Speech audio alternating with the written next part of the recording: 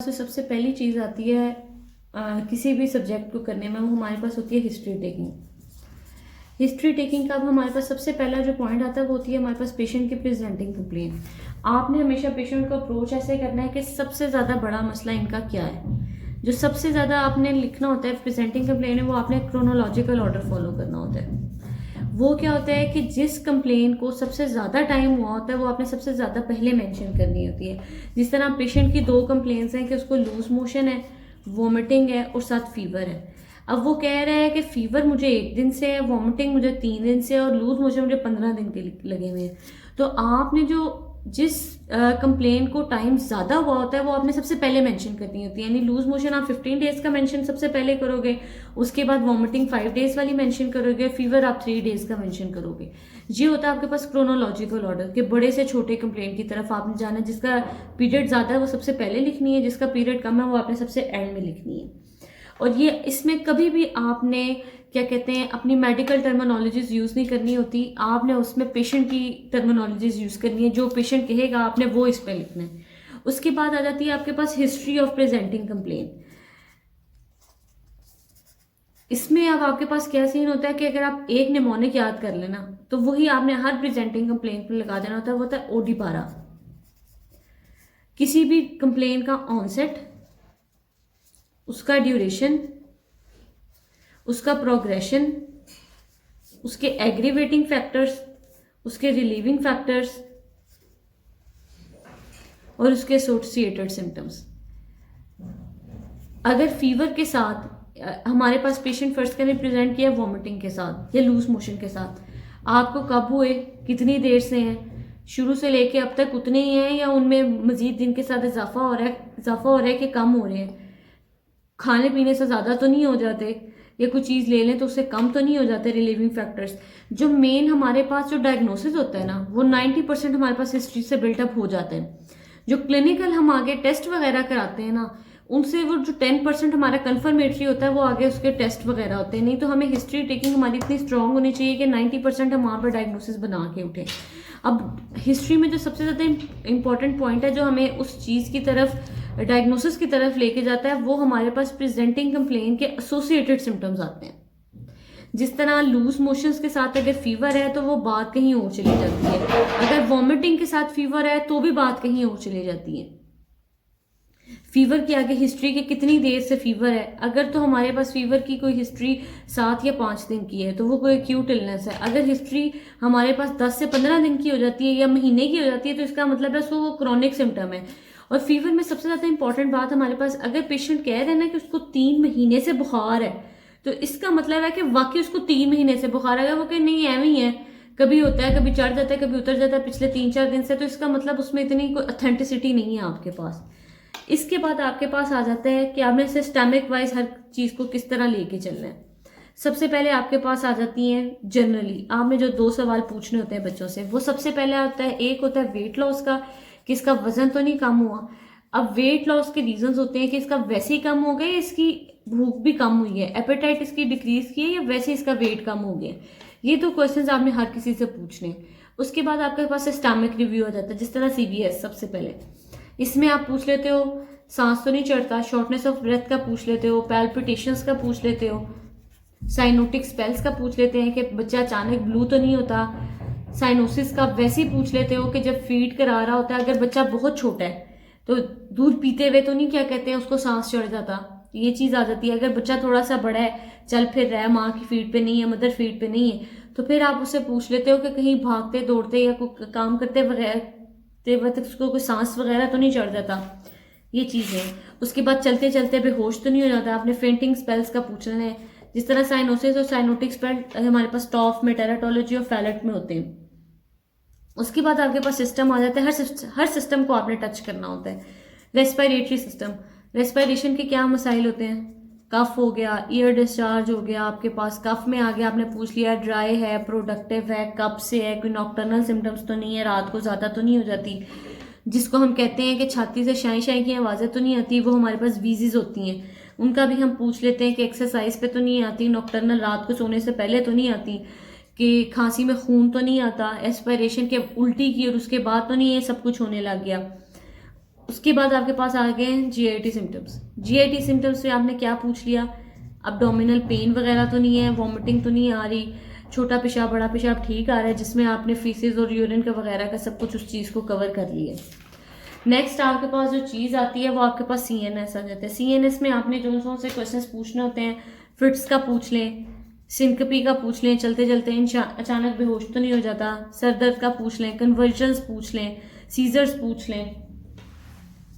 फिर आपके पास आ जाते हैं जेनेटो यूरिनरी ट्रैक्ट, जिसमें आपने मिचुरेशन के बारे में, यूरिनेशन के बारे में उसका सारा सवाल पूछने होते हैं, जिसमें आपके पास फ्रीक्वेंसी ज़्यादा तो नहीं आ रहा, डिसयूरिया पेन तो नहीं हो रही ड्यूरिंग मिचुरेशन, पेशाब बच्चे को जल के तो नहीं आ रहा, उसके बाद कि पेशाब में खून वगैरह तो नहीं आ रहा। ये कुछ क्वेश्चंस होते हैं जो आपने पेशेंट में, अगर हर सिस्टम आपने टच करना होता है रिगार्डलेस ये कि उसमें वो सिम्टम वो अपनी प्रेजेंटिंग कंप्लेन में बता रहा है कि नहीं बता रहा, आपने हर सिस्टम को टच करना है। उसके बाद जो आपके पास सिस्टम आ जाता है वो रोमेटोलॉजी आ जाती है, जॉइंट पेन वगैरह, या कोई जॉइंट की स्वेलिंग तो नहीं है, कोई स्किन पर रैश तो नहीं बना हुआ, कहीं बाल तो नहीं, हेयर लॉस तो नहीं है स्किन पे, कहीं एक्सट्रीमिटीज आपके कोल्ड तो नहीं है। अब जो मेन चीज़ आती है जो पीडियाट्रिक हिस्ट्री को एक अडल्ट हिस्ट्री से सेपरेट करती है, वो उसकी बर्थ हिस्ट्री है। बर्थ के टाइम की हिस्ट्री में आपके पास 3 ऑप्शंस आ जाती है, एंटीनेटल, नेटल और आपके पास आ जाता है पोस्टनेटल। एंटीनेटल पीरियड वो होता है जो प्रेगनेंसी से पहले का पीरियड होता है। उसमें आपने मदर से पूछ लेना होता है कि ड्यूरिंग प्रेगनेंसी आपको कोई इन बीमारियों में से कोई मसला तो नहीं हुआ, जिस तरह शुगर का मर्ज तो नहीं हुआ, ब्लड प्रेशर तो नहीं हुआ, आपको कोई इन्फेक्शन वगैरह तो नहीं होगी, हमल के पहले महीने पहले 3 माह में आपने कोई एक्सरे वगैरह तो नहीं कराया, कोई दवाइयाँ वगैरह तो नहीं ली, बच्चे कोई ब्लड ट्रांसफ्यूजन का सिस्टम तो नहीं आपका कहीं हुआ। नेटल पीरियड में आपने पूछ लेना है। नेटल पीरियड वो होता है कि जिसमें वो प्रेगनेंसी हुई हुई होती है, यानी at the time of history of delivery. इसमें आपने पूछ लेना है नॉर्मल छोटा ऑपरेशन था, बड़ा ऑपरेशन था, एसवीडी है या सी सेक्शन है। उसमें आपने ये पूछ लेना है, अगर उसको एसवीडी है तो आपने पूछ लेना है ब्लड लॉस तो नहीं हुआ, उसके बाद के खून की बोतलें तो नहीं लगी, आपको क्या कहते हैं स्पाइनल एनेस्थीसिया दिया गया था या पूरी बेहोशी में टेस्ट हुआ था, कम बेहोशी में हुआ था या पूरी बेहोशी में आपका टेस्ट हुआ था। उसके बाद आपने इसके अलावा पूछ लेना है कि हमल जो आपका हुआ था वो पूरे दिनों पे हुआ था या कम या ज़्यादा पे हुआ था, ठीक है। उसके बाद आपके पास आ जाता है पोस्टनेटल पीरियड। पोस्टनेटल पीरियड में आपके पास आ जाता है कि प्रेगनेंसी के बाद का, उसमें जो सबसे पहला सवाल आपने करना होता है वो ज़्यादातर बच्चे से रिलेटेड हो जाते हैं। सबसे पहली चीज़ जो होती है, एंटीनेटल केयर में जो एक इंपॉर्टेंट क्वेश्चन आपने सबसे ज़्यादा पूछना होता है वो मदर से पूछते हैं कि क्या आपने टेटनस की वैक्सीन करवाई थी। ये क्वेश्चन आपने मस्ट पूछना होता है।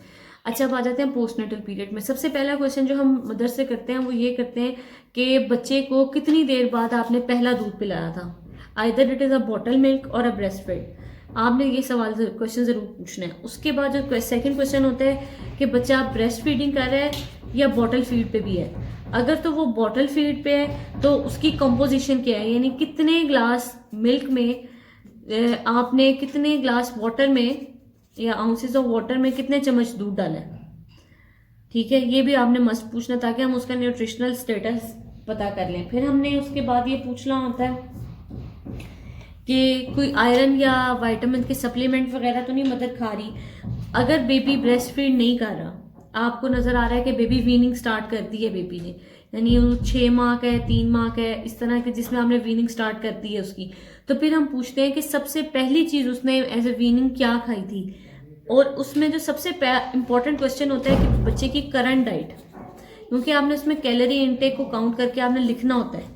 आपके पास कैलोरी चार्ट होता है, वो आप फिर करंट डाइट को उसमें से देखते हैं और वो कैलकुलेट करके लिख लेते हैं। इसमें आपने उसे पूछना है कि बच्चा अभी क्या खा रहा है। नेक्स्ट आपके पास जो चीज़ आ जाती है, आपके पास वैक्सीनेशन हिस्ट्री आ जाती है। वैक्सीनेशन हिस्ट्री में आपने पूछना होता है कि इसको पहली दफ़ा वैक्सीन कब लगी थी, जितने माह का है, क्या पूरे आपने वैक्सीनेशन ईपीआई स्केड्यूल फॉलो किया है। उसके बाद आपके पास आ जाता है डेवलपमेंटल हिस्ट्री।